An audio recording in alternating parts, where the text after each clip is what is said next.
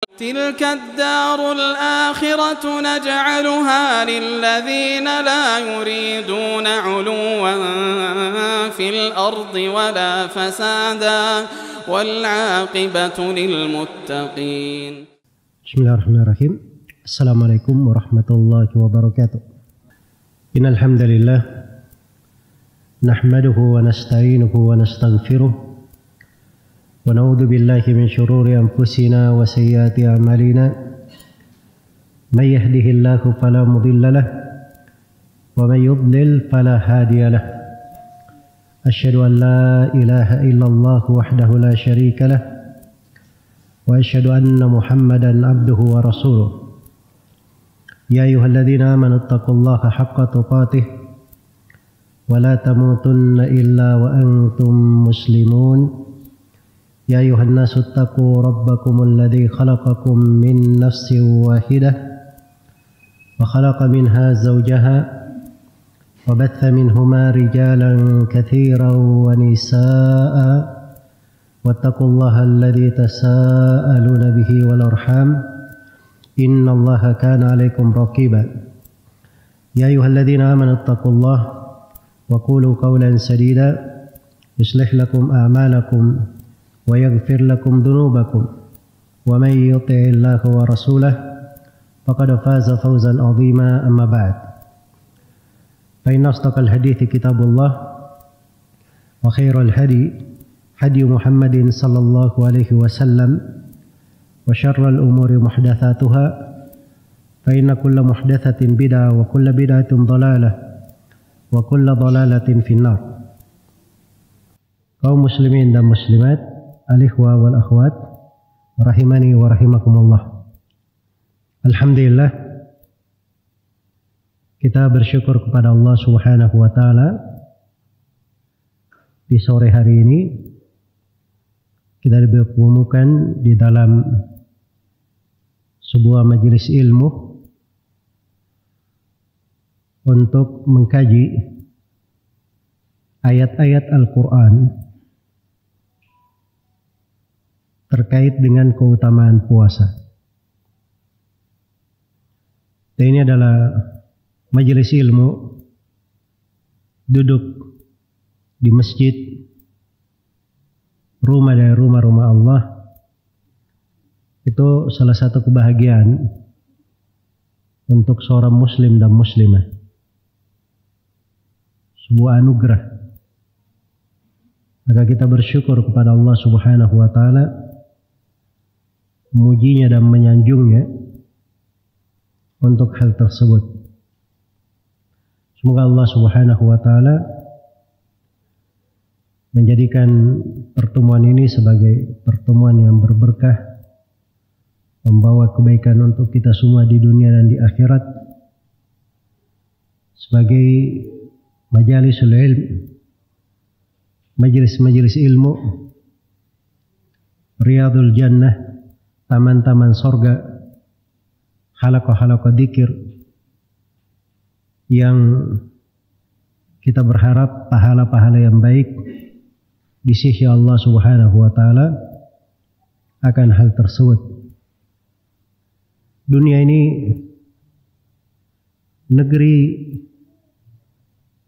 untuk beramal, tempat persinggahan, tempat kita mempersiapkan bekal guna melakukan perjalanan ke negeri kekal abadi. Rumah kita yang sebenarnya, kampung halaman kita, itulah negeri akhirat. Kalau kita tidak hiasi dari kehidupan dunia ini dengan hal yang memperindah ibadah kita di dunia dan hal yang menjamin keselamatan kita di akhirat, maka itu tentunya adalah kerugian yang sangat besar. Wal asri innal insana lafi khusrin illa alladhina amanu wa amilus salihat wa tawasaw bil haqqi wa tawasaw bis sabr. Demi masa sungguh manusia benar-benar berada dalam kerugian kecuali orang-orang yang beriman, beramal salih, dan saling berwasiat dengan kebenaran serta saling berwasiat dengan kesabaran. Untuk memasuki bulan Ramadan, kita perlu mempelajari dari fikih terkait dengan Ramadan itu. Dan jiwa itu perlu ditata, perlu dibangun dan dipersiapkan guna menyambut hari-hari yang sangat agung dan sangat besar dalam kehidupan, untuk melewati kesempatan-kesempatan yang belum tentu kesempatan itu berulang. Kita subhanallah ya melihat di hari ini ada dari teman-teman kita, saudara-saudara kita, kerabat kita, orang-orang yang kita kenal namanya, tidak diberi kesempatan hidup hingga hari ini. Meninggal di tahun ini. Dan kita juga tidak ada yang tahu apakah kita masih sampai ke bulan Ramadan ini. Setelah mendapatkan Ramadan, apakah masih mendapat Ramadan yang akan datang atau tidak? Tidak ada yang tahu akan hal itu. Tapi kita selalu berharap dari rahmat Allah Subhanahu wa ta'ala, memohon dari karunia-Nya semoga kita disambung kepada bulan Ramadan dan selalu diberi kesempatan dan kehidupan guna memakmurkan kehidupan akhirat kita. Makanya dari kebiasaan yang berjalan di tengah para ulama, mereka menggunakan kesempatan dengan sebaik mungkin guna menyambut bulan Ramadan itu. Dan ini dicontohkan oleh Rasulullah sallallahu alaihi wasallam. Juga dicontohkan oleh para sahabat Nabi sallallahu alaihi wasallam. Dijalani oleh para ulama dari masa ke masa.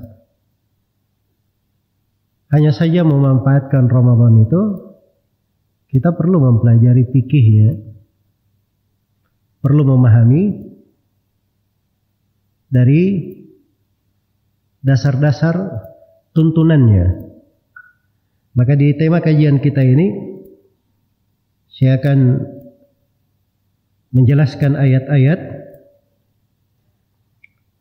yang kita akan baca dari beberapa tafsir para ulama.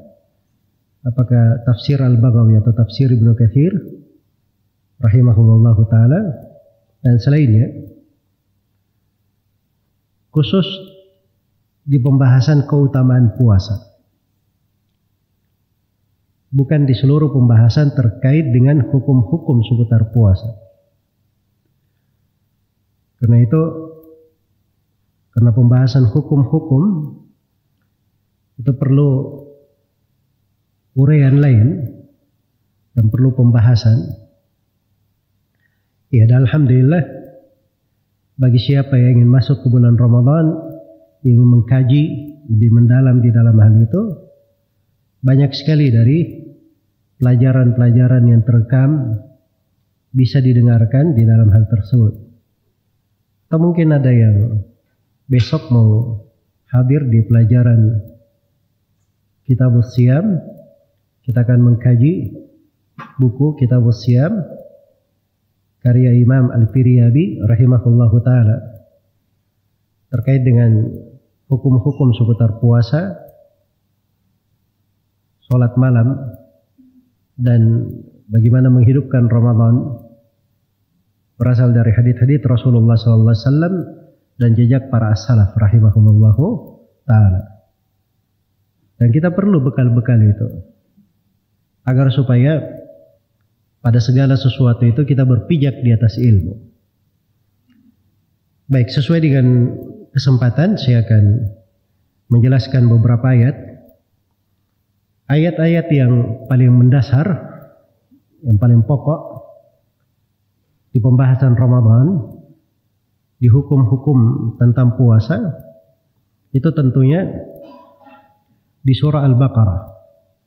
Tapi saya di sini akan membahas ayat-ayat terkait dengan keutamaan puasa. Mungkin kita akan menengok juga beberapa ayat di surah atau ayat di surah At-Taubah, ayat di surah At-Tahrim, ayat di surah Az-Zumar,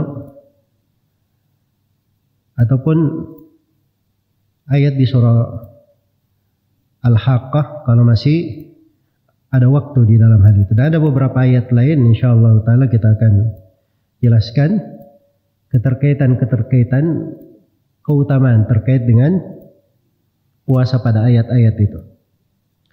Iya.